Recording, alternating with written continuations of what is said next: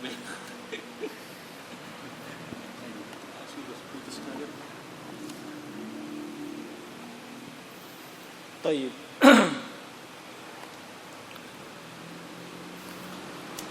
Bismillahirrahmanirrahim. Assalamualaikum warahmatullahi wabarakatuh. Innal hamdalillah nahmaduhu wa nasta'inuhu wa nastaghfiruh wa na'udzu billahi min shururi anfusina wa min sayyiati a'malina man yahdihillahu fala mudilla lahu wa man yudlilhu fala hadiya lahu. Asyhadu an la ilaha illallah wahdahu la syarika lah wa asyhadu anna Muhammadan 'abduhu wa rasuluhu. Qala Allah jalla wa ala ya ayyuhallazina amanu taqullaha haqqa tuqatih wa la tamutunna illa wa antum muslimun. Wa qala ya ayyuhan nas ittaqu rabbakumul ladzi khalaqakum min nafsin wahidah wa khalaqa minha zawjaha wa bassa minhuma rijalan katsiran wa nisaa'a wattaqullaha alladzi tasaaluna bihi wal arham innallaha kana 'alaikum raqiba. Wa qala ta'ala ya ayyuhalladzina amanu taqullaha wa qulu qawlan sadida yuslih lakum a'malakum wa yaghfir lakum dhunubakum wa man yuti'illah wa rasulahu faqad faza fawzan 'azima amma ba'd. Fa inna asdaqal hadits kitabullahi jalla wa ala wa ahsanal huda huda nabiyyina Muhammadin sallallahu alaihi wa ala alihi wa sallam wa syarrul umuri muhdatsatuha fa inna kulla muhdatsatin bid'ah wa kulla bid'atin dhalalah wa kulla dhalalatin finnar. A'azinallahu wa iyyakum jami'an minan nar. Naam. Ma'asyiral muslimin, jemaah salat maghrib rahimani wa rahimakumullah. Alhamdulillah, segenap kesyukuran kita persembahkan kepada Allah Subhanahu wa taala atas segala limpahan nikmat dan karunia yang tidak pernah terputus dan senantiasa dicurahkan kepada kita, baik nikmat terkait dengan dunia maupun nikmat terkait dengan agama. Dan semoga Allah Subhanahu wa taala menjadikan nikmat-nikmat tersebut tetap ada dalam diri kita dan menjadikan kita sebagai hamba-hamba yang bersyukur dan mencurahkan kesyukuran tersebut sesuai dengan yang diperintahkan di dalam syariat, yakni mensyukuri dengan lisan, mengakui dengan hati, dan mempergunakan nikmat yang Allah berikan di jalan yang Allah Subhanahu wa taala cintai dan ridhai. Insyaallah taala kembali kita pada pengajian dengan tema akidah yang membahas matan Kasyfus Syubhat yang ditulis oleh Syekhul Islam Al-Allamah Muhammad bin Abdul Wahhab Ibn Sulaiman At-Tamimi An-Najdi rahimahullahu ta'ala, yang mana di pertemuan yang lalu kita sudah menyebutkan bagaimana kaum musyrikin mentakrir, menetapkan keyakinan mereka akan rububiyah Allah Subhanahu wa ta'ala, dan juga bagaimana kaum musyrikin dikatakan sebagai pelaku kesyirikan padahal mereka memiliki keyakinan seperti itu. Dan kata muallif rahimahullahu taala, anna Rasulullah sallallahu alaihi wasallam qatalahum ala hadha syirk. Naam, bahwa Rasulullah sallallahu alaihi wasallam memerangi mereka di atas kesyirikan ini. Apa kesyirikan kaum musyrikin? Mereka syirik dalam persoalan ibadah. Mereka melakukan kesyirikan dalam persoalan ibadah, yaitu mempersembahkan ibadah kepada selain Allah Subhanahu wa taala dalam bentuk menjadikan selain Allah sebagai wasilah, sebagai perantara untuk melakukan pendekatan diri kepada Allah Subhanahu wa taala. Dan Rasulullah memerangi mereka. Di dalam hadis yang diriwayatkan oleh Imam Al-Bukhari dan Imam Muslim, Rasulullah sallallahu alaihi wasallam bersabda, "Umirtu an uqatilan nas hatta yashhada an la ilaha illallah wa anna Muhammadar Rasulullah." Saya diperintah, menunjukkan bahawa beliau mendapatkan perintah. Yang memerintah adalah Allah Subhanahu wa taala. Umirtu an uqatilan nas, untuk memerangi manusia sampai mereka bersyahadat. Sampai mereka bersyahadat. Dipahami dari hadis tersebut bahwasanya Nabi diperintah untuk menegakkan tauhid. Adanya jihad yang disyariatkan itu semua dalam rangka merealisasikan tauhid. Dalam rangka merealisasikan tauhid, dan bukan bertujuan semata-mata untuk membunuh kaum musyrikin, bukan semata-mata untuk melenyapkan kaum musyrikin, tapi untuk meniadakan, menghilangkan kesyirikan di permukaan bumi ini, sehingga agama Islam atau agama ini hanya diperuntukkan kepada Allah Subhanahu wa taala. Allah Subhanahu wa taala berfirman, "Wa qatiluhum hatta la takuna fitnah." Dan perangilah mereka sampai tidak terjadi lagi fitnah, sampai tidak terjadi lagi kesyirikan. Wa yakuna ad-dinu lillahi. Dan kemudian agama itu sepenuhnya hanya dipersembahkan kepada Allah Subhanahu wa taala. Jemaah sekalian, jangan kita pahami bahwasanya dakwah Islam itu adalah dengan pertumpahan darah. Dakwah Islam dengan menghunus pedang dan mengerahkan senjata, atau dengan kata lain jihad. Jihad disyariatkan tatkala tidak ada lagi jalan yang lain, tidak ada lagi yang bisa ditempuh selain daripada itu. Naam, ala kulli hal, Islam tidak memaksa siapapun yang selain dari Islam masuk ke dalam agama Islam. Allah Subhanahu wa taala berfirman, "La ikraha fid din." Tidak ada paksaan di dalam agama. Tidak boleh, tidak layak seseorang memaksakan orang lain untuk memeluk agama Islam. Nah, yang ada dan wajib ia tunaikan, mengajaknya masuk ke dalam Islam, menyampaikan hakikat daripada agama Islam itu bagaimana, dan seterusnya. Setelah itu dilihat apakah dia mau masuk Islam atau tidak. Kalau dia mau masuk Islam, walhamdulillah. Kalau dia tidak mau masuk Islam, maka dia mesti membayar jizyah, membayar pajak kepada pemerintah kaum muslimin, untuk memberikan jaminan keamanan kepada mereka tinggal di tengah-tengah kaum muslimin. Dan tidak boleh dia melakukan sesuatu, baik bentuknya ucapan atau tindakan, untuk menyebarkan kesyirikan dan kekufurannya.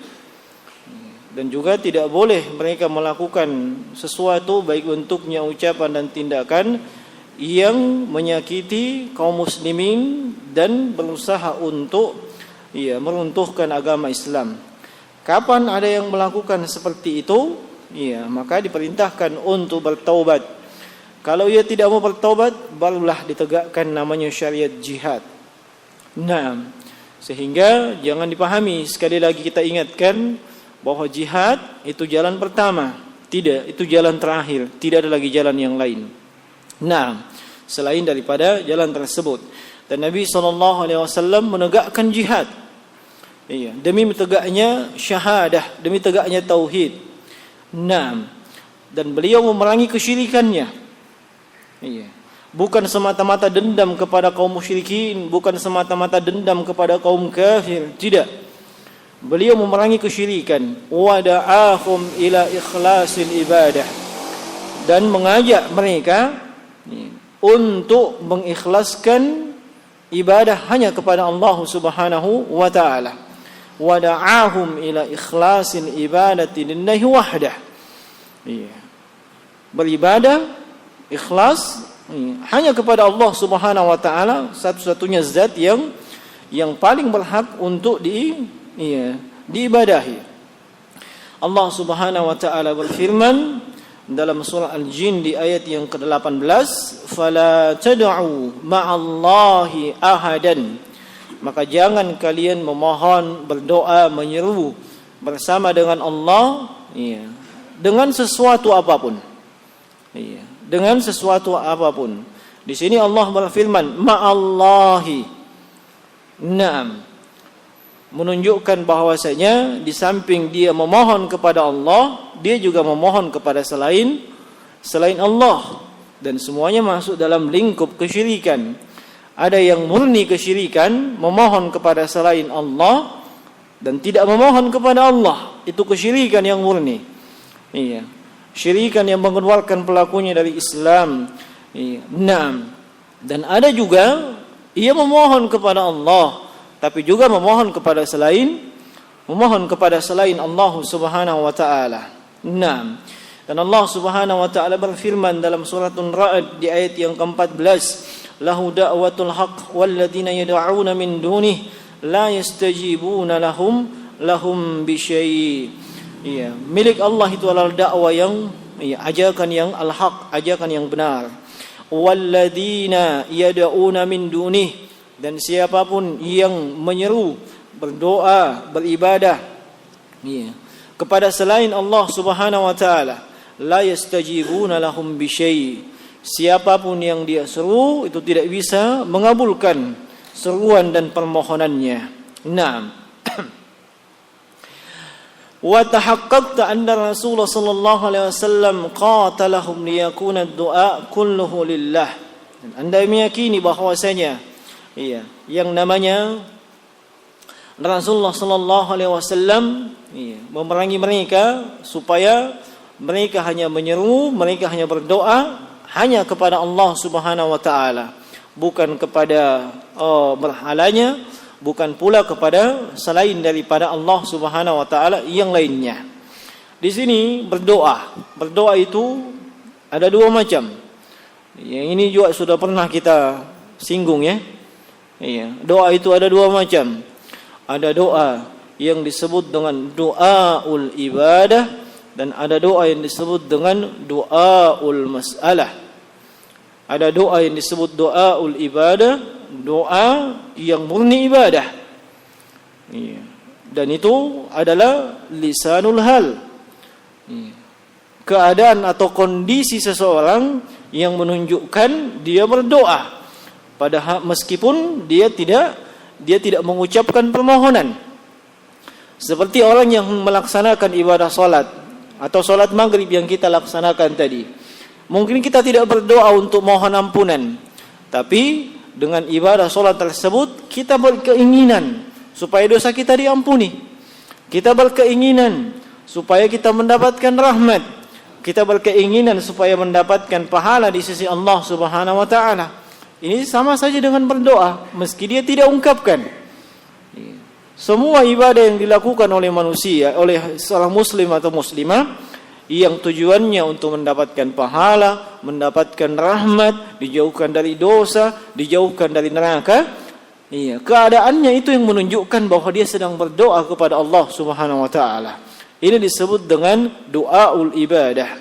Yang kedua, doaul mas'alah, doa permohonan. Dan ini yang biasa kita lantunkan. Biasa kita lantunkan. Allahumma ghfirli warhamni dan seterusnya. Ya Allah, ampunilah aku, rahmatilah aku. Lisanul maqal, lisan kita yang berdoa.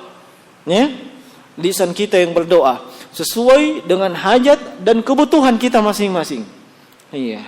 Ini doa masalah, doa permintaan sesuai dengan hajat dan kebutuhan masing-masing. Nah, bisa dipahami perbedaannya ya? Tapi semuanya masuk dalam lingkup doa. Makanya ibadah salat sendiri dari sisi bahasa itu bermakna doa. Salat dari sisi bahasa itu maknanya adalah doa. Nanti dari sisi istilah baru berbeda. Naam, tayyib.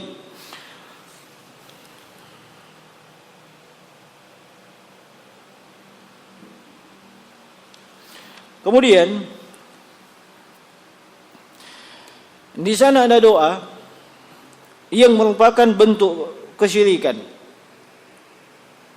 yaitu berdoa atau memohon kepada orang yang telah meninggal, meminta supaya hajatnya dipenuhi, meminta supaya kebutuhannya dicukupkan dan seterusnya. Ini disebut doaul mayyitul ghaib.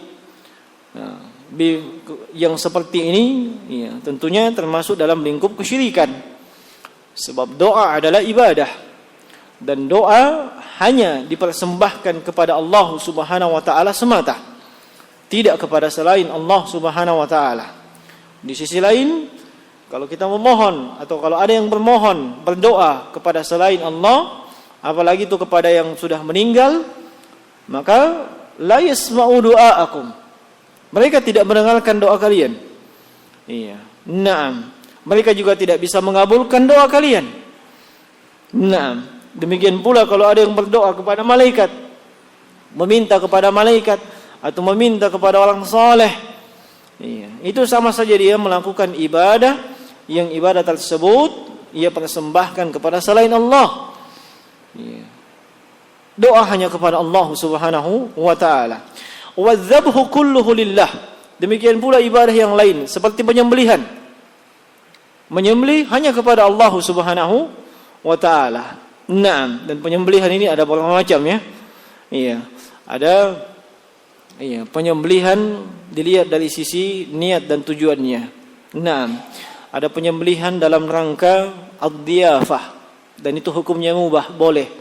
Dalam rangka memuliakan tamu, misalnya memuliakan tamu, menghargai tamu dan seterusnya, bergembira, seperti misalnya kedatangan tamu yang datang dari jauh, kedatangan keluarga yang sudah lama tidak bertemu, atau masuk rumah baru, atau masuk kantor baru, Naam. Cuman sampai sekarang tidak ada panggilan begitunya. Dulu saya dengar ada didengung-dengungkan, entah itu desas-desus, isu atau gosip, mau bakar-bakar. Tapi tidak jelas apa yang mau dibakar-bakar. Apakah kantor lama mau dibakar sebab kantor baru sudah ada? Itu juga tidak jelas. Nah, tapi kalau demikian tujuannya bergembira, maka itu tidak mengapa. Nah, itu hukumnya mubah. Tapi ingat, itu bisa berubah menjadi kesyirikan. Kalau ada bentuk ta'zim, mengagungkan, seperti misalnya dia menyembelih, mengagungkan orang yang datang ini. Kalau saya tidak menyembelih ini, bisa jadi jabatanku diturunkan. Kalau saya tidak menyembelih sapi, ayam, bisa jadi saya kehilangan pekerjaan, takut kehilangan rezeki dan seterusnya. Ini bentuk pengagungan, bukan bentuk memuliakan. Kalau bentuk memuliakan, tidak ada masalah. Tapi kalau ada bentuk pengagungan, apalagi pengkultusan, itu masuk ke dalam lingkup ibadah. Sebab yang layak diagungkan hanya Allah Subhanahu wa taala. Hanya Allah Subhanahu wa taala, tidak boleh kepada selain Allah Subhanahu wa taala. Nah, termasuk yang sudah pernah dilakukan ya di sini, yang kemarin itu sudah ya, Masjid Tasik sudah. Tanggal 10 kemarin. Saya tidak hadir. Siapa yang hadir? Nah, itu termasuk mempersembahkan sembelihan kepada selain Allah Subhanahu wa taala. Persembahkan sembelihan kepada penghuni laut. Apapun namanya. Meskipun namanya diganti, dirubah dengan pesta adat, pesta syukur, pesta A, pesta B, pesta C, apapun namanya. Tapi hakikat, substansi sama. Mempersembahkan sembelihan kepada penghuni laut. Kita tidak melihat namanya. Makanya para ulama tidak memperhatikan, tidak begitu memperhatikan nama. Yang diperhatikan itu esensinya, hakikat dan substansinya apa. Sama saja. Iya. Kemarin kita membahas tentang khamar, minuman keras. Nah, mau dia pakai nama apa saja, kalau esensinya adalah khamar, sama hukumnya khamar. Meskipun dia tulis di apa namanya di luarnya minuman laki-laki perkasa misalnya, iya, minuman hebat, minuman pape dan seterusnya, tidak mengubah esensinya. Esensinya tetap khamar, esensinya tetap memabukkan. Dan itu tetap hukumnya diharamkan. Iya, kita tidak melihat namanya. Meskipun dikatakan pesta rakyat, pesta A, pesta B, pesta C, dilihat apa hakikatnya. Itu hakikatnya yang dihukumi. Nah, kalau hakikatnya seperti penyembelihan dan itu dipersembahkan kepada selain Allah, maka itu mempersembahkan ibadah kepada selain Allah Subhanahu wa taala, dan itu termasuk kesyirikan. Nabi SAW bersabda, "Man dzabaha li ghairillahi faqad asyrak." Siapa yang menyembelih dengan tujuan, niat dan maksud kepada selain Allah, sungguh telah terjatuh ke dalam kesyirikan. Naam. Wan nadru kulluhu lillah. Demikian pula bernazar atau berjanji. Ini juga dipersembahkan kepada Allah Subhanahu wa taala semata. Naam.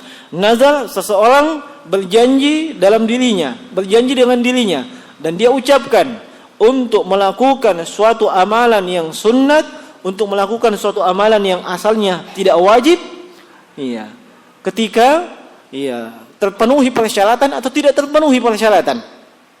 Nah, ketika terpenuhi persyaratan misalnya, kalau tahun ini, saya berhasil menikah lagi, maka saya berniat puasa Daud selama sebulan. Puasa Daud kan sunnat ya. Nah, itu namanya bernazar pakai syarat. Ada syaratnya apa? Kalau berhasil menikah lagi. Atau kalau berhasil menikah di tahun ini.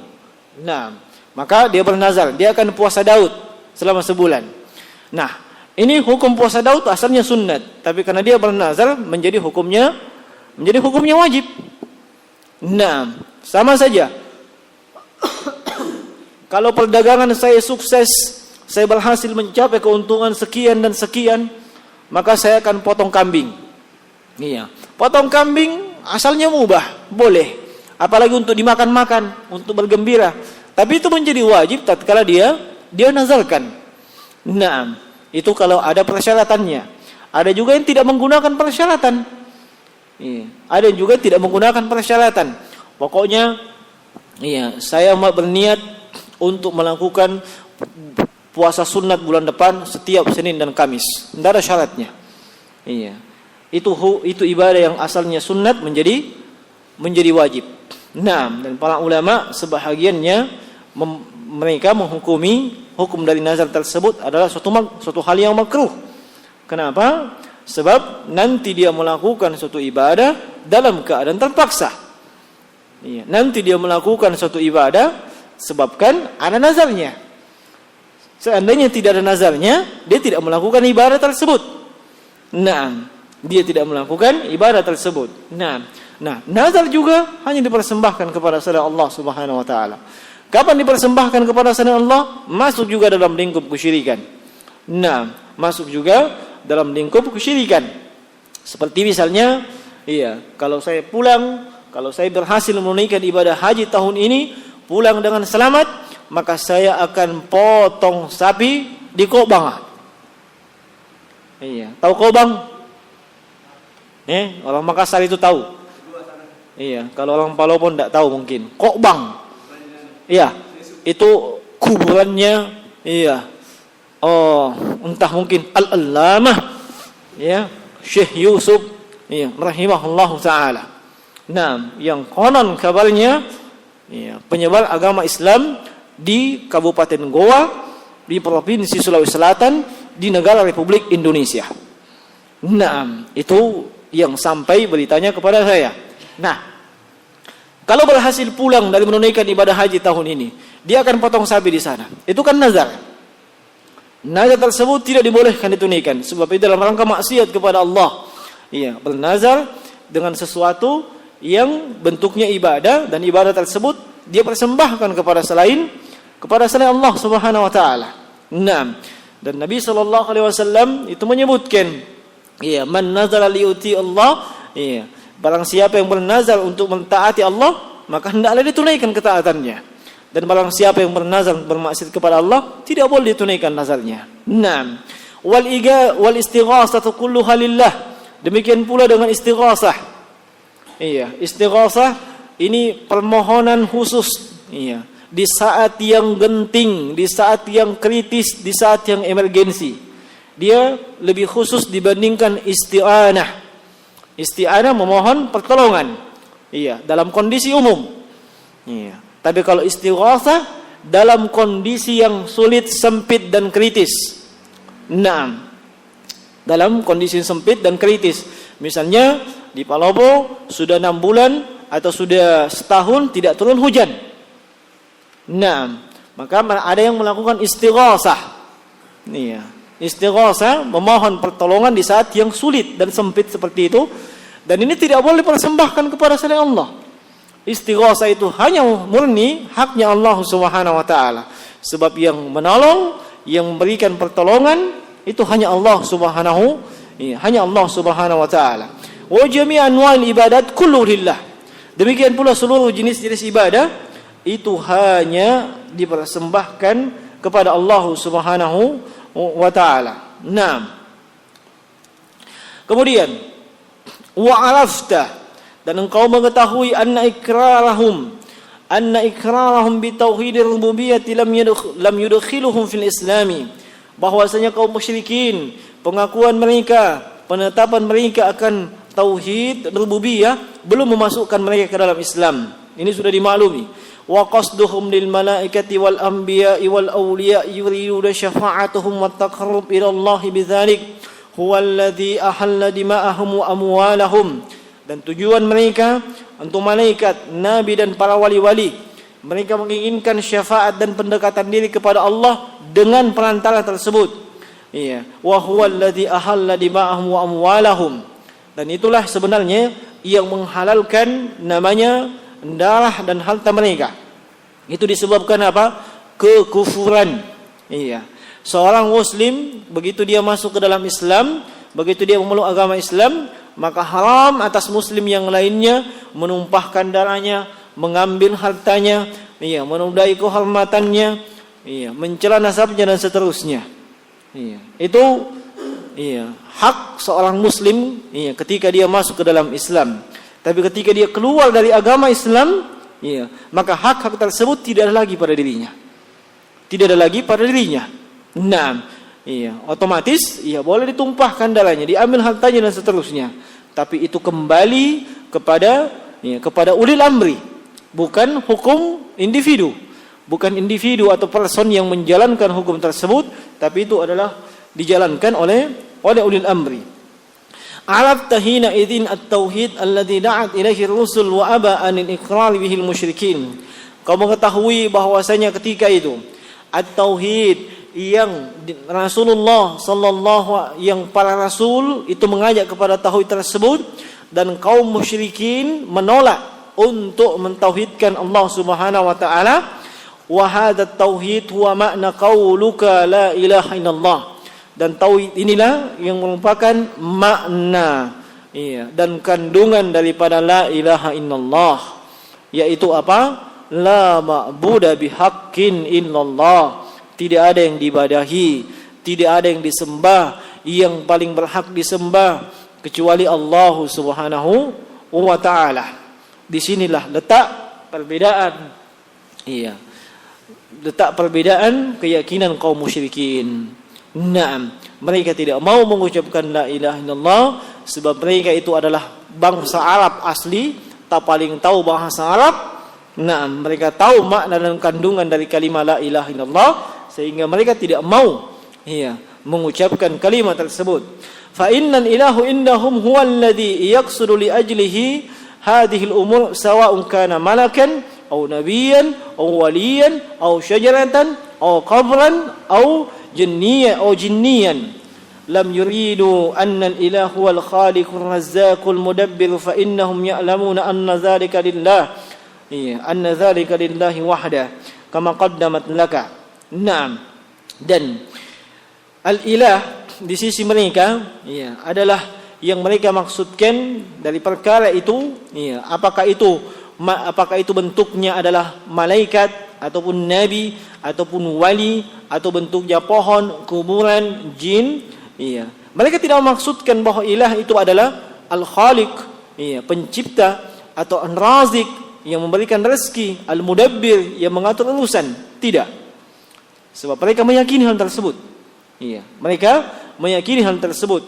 Fa innahum ya'lamuna anna dzalika lillahi wahdah. Iya, kaum musyrikin meyakini hal tersebut itu adalah, iya, haknya Allah Subhanahu wa taala semata, sebagaimana telah berlalu. Naam. Wa inna ma ya'inuna bil ilahu ma ya'ni al musyrikun fi zamanina bi lafdhi sayyid. Iya, fa atahumun nabiyyu yad'uhum ila al kalimati tauhid wa hiya kalimatu la ilaha illallah. Wal muradu min hadhihi al kalimah ma'naha la mujarrad lafdhaha. Dan yang paling pokok di sini kalimat la ilaha illallah ini bukan hanya sekedar kita ucapkan, bukan hanya sekedar dihafal-hafal, iya, dan dilantunkan, tapi yang kita inginkan di sini adalah bagaimana memahami makna dan kandungannya. Naam. Wal kuffar al-juhal ya'lamuna anna muradan Nabi sallallahu alaihi wasallam bi hadhihi al-kalimati wa ifradullah ta'ala bit ta'alluq bihi. Naam. Dan kaum musyrikin, kaum kafir yang jahil, mereka tahu bahwa maksud Nabi sallallahu alaihi wasallam dengan kalimat tauhid tersebut, kalimat la ilaha illallah, adalah mengesahkan Allah Subhanahu wa taala dengan hanya bergantung kepada Allah semata. Wal kufru bima ya'budu min dunillah. Naam. Dan mengingkari, mengkufuri semua yang diibadahi selain Allah Subhanahu wa taala. Beliau mengisyaratkan dua hal dari makna kalimat tauhid, penetapan Allah yang disembah sekaligus mengingkari semua yang disembah selain Allah. Dua hal ini mesti ada dalam diri setiap muslim dan muslimah. Salah satunya ada, maka tauhidnya tidak benar atau tidak lengkap. Naam. Ia menyatakan dan meyakini hanya Allah satu-satunya yang diibadahi. Iya. Dia juga wajib mengingkari bahwa semua, apakah itu manusia, apakah itu makhluk atau sesuatu selain Allah, iya, itu bukanlah sesembahan. Iya. Kalau hanya sekedar mengakui bahwasanya Allah itu yang diibadahi, iya, tapi tidak mengingkari selain daripada Allah, maka ini tidak sempurna. Iya, ini tidak sempurna. Tauhid mesti ada dua hal tersebut. Menetapkan satu-satunya yang disembah dan diibadahi hanya Allah, sekaligus mengingkari apapun dan siapapun selain Allah. Itu apapun dan siapapun selain Allah itu tidak boleh diibadahi dan tidak boleh dipersembahkan, iya. Tidak boleh dipersembahkan ibadah kepadanya. Nah,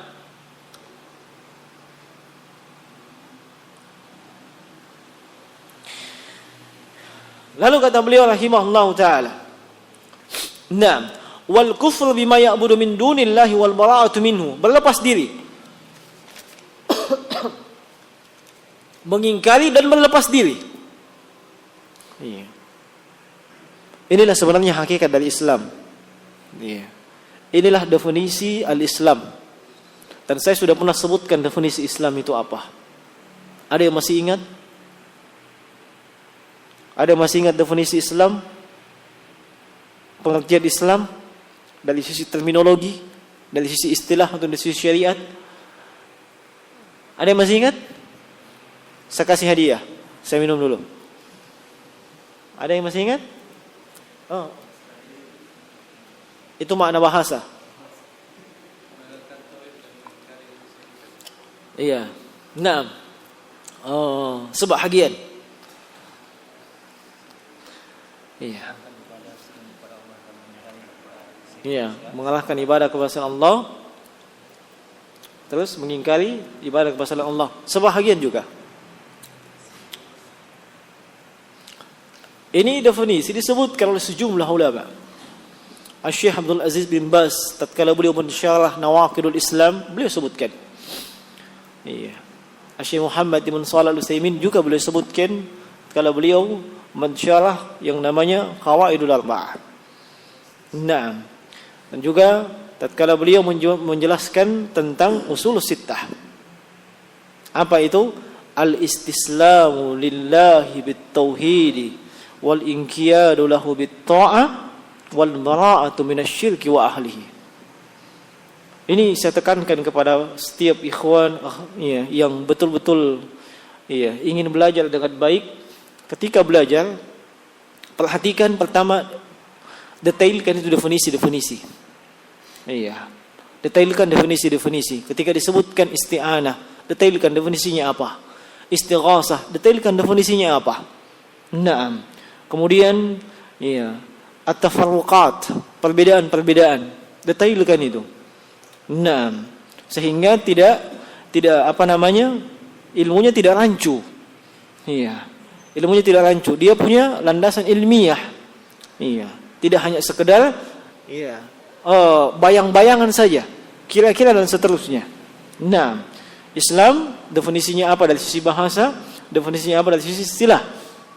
Nah, kemudian perbedaan Islam dengan iman, apa kesamaannya dan seterusnya. Itu yang dipelajari dengan detail. Itu setiap penuntut ilmu mesti tahu itu. Supaya dia punya landasan ilmiah yang kokoh. Disebut dengan taksilul ilmiah. Pokok dan landasan yang kokoh. Tidak hanya sekedar main comot-comot seperti kebanyakan penuntut ilmu. Dapat di Twitter, comot lagi. Dapat di WA, comot lagi. Dapat di Telegram, comot lagi. Dapat di ini, comot lagi. Tidak punya taksil ilmiah. Lalu kemudian reposting, diposting ulang. Diposting ulang. Seolah-olah dia pahami makna kandungannya. Padahal esensi daripada apa yang dia posting, dia belum pahami dengan baik. Seandainya dia belajar dengan tekun seperti itu, punya taksil ilmiah, dia akan bisa mengambil kesimpulan dari postingan-postingan yang ada. Itu esensinya apa? Nah, itu yang kurang yang saya perhatikan dari para penuntut ilmu. Nah, yang mungkin maunya hanya sekedar langsung menulis, langsung begini, tapi tidak punya taksil ilmiah yang bagus. Nah, itu ditekankan oleh para ulama. Hampir seluruh masyayikh yang pernah datang ke Indonesia, yang alhamdulillah kita di Indonesia ini, khususnya Sulawesi Selatan, tiap 6 bulan kita kedatangan ulama. Kita kedatangan ulama, dan selalu mereka tekankan masalah taksil ilmiah, pondasi ilmu yang bagus. Pondasi ilmu yang bagus, tidak hanya sekedar main comot-comot kiri kanan. Nah, jadi detailkan itu definisi Islam dari sisi bahasa keselamatan memang. Selamat kan begitu. Nah, Islam aslama yuslimu islaman, keselamatan dan seterusnya. Tapi dari sisi istilah, ini yang membedakan. Sama dengan sholat. Sholat dari sisi bahasa, doa. Dari sisi istilah, af'alun wa aqwalun. Muftatihum bit takbir. Kemudian muftatihum bit taslim. Ia merupakan perbuatan dan ucapan yang disertai dengan niat, dimulai dengan takbir dan diakhiri dengan salam. Beda kan? Nah, demikian pula dengan Islam yang kita sebutkan tadi. Islam, kata para ulama, al-istislamu lillahi bit tauhid. Al-istislamu lillahi bit tauhid. Penyerahan diri yang sempurna. Kepada Allah dengan apa? Dengan mentauhidkannya. Penyerahan diri yang sempurna kepada Allah dengan mentauhidkannya. Kemudian wal inqiyadu lahu bit ta'ah. Di samping penyerahan diri, ada ketundukan sepenuhnya. Yang merupakan falsafah seorang muslim, sami'na wa ata'na. Dengan dan taat, ada ketaatan, ketundukan sepenuhnya. Wal inqiyad kepada siapa? Hanya kepada Allah Subhanahu wa taala. Wal inqiyadu lahu bit ta'ah. Kemudian yang ketiga, wal bara'atu minasyirki wa ahli, dan berlepas diri dari apa? Dari semua model, bentuk dan jenis kesyirikan plus pelakunya. Itu makna Islam. Nah, itu makna Islam. Al-istislamu lillahi bit tauhid. Apakah betul-betul kita sudah menyerahkan diri kepada Allah dengan mentauhidkannya? Dan untuk memahami tauhid, kita juga mesti mengetahui lawan daripada tauhid. Sebab siapa yang melakukan lawan daripada tauhid, dia tidak mentauhidkan Allah. Siapa yang melakukan kesyirikan, dia tidak mentauhidkan Allah. Sebagaimana siapa yang melakukan kebidahan, dia tidak menjalankan sunnah Nabi sallallahu alaihi wasallam. Mentauhidkan Allah Subhanahu wa taala dan tunduk dengan melakukan ketaatan kepada Allah Subhanahu wa taala semata. Dan ini yang poin yang terakhir, berlepas diri. Tidak ikut-ikutan, tidak ikut campur dengan dengan apa? Dengan kesyirikan apapun model, bentuk dan jenisnya, baik itu syirkul akbar yang mengeluarkan dari Islam maupun syirkul asgar, dan pelakunya.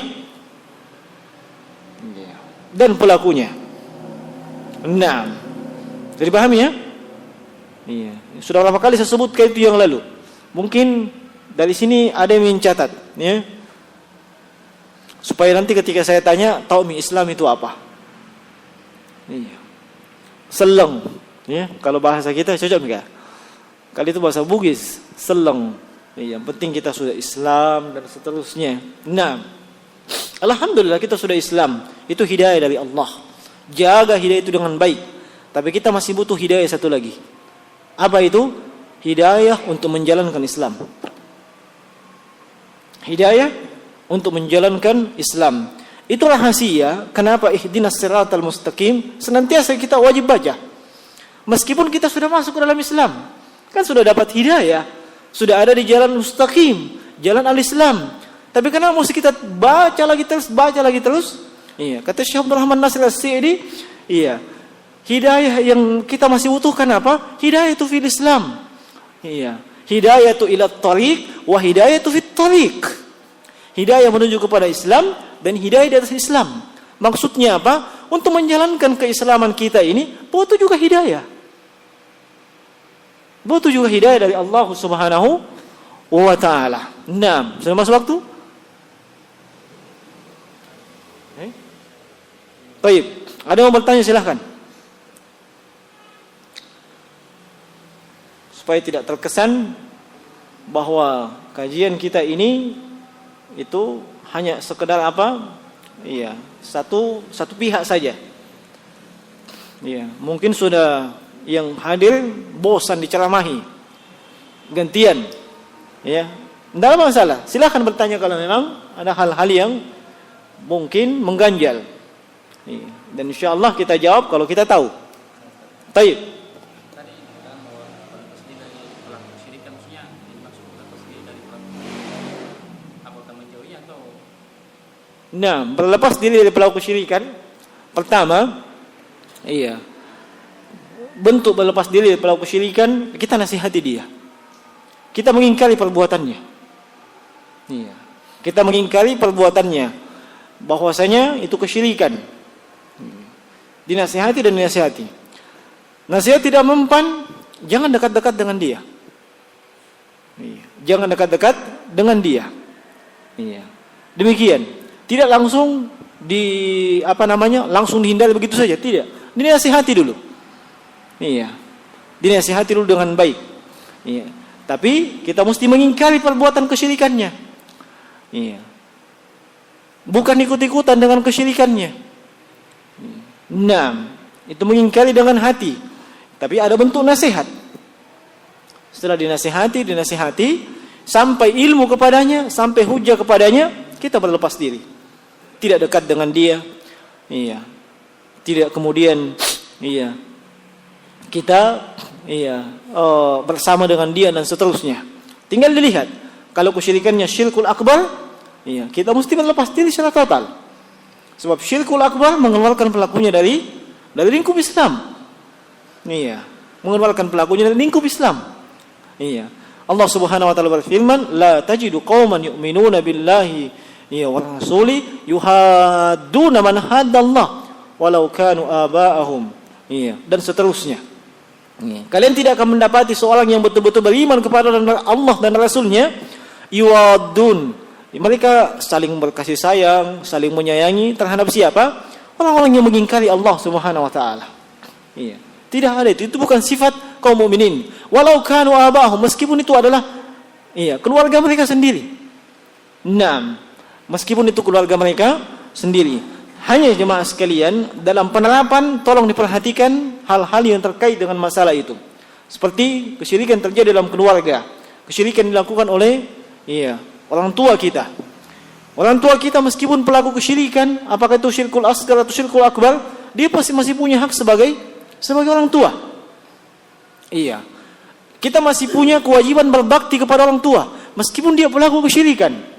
Dan berbakti itu dengan lisan, dengan perbuatan dan dengan harta. Jangan dengan alasan orang tua pelaku kesyirikan yang akbar, kemudian kita sia-siakan orang tua.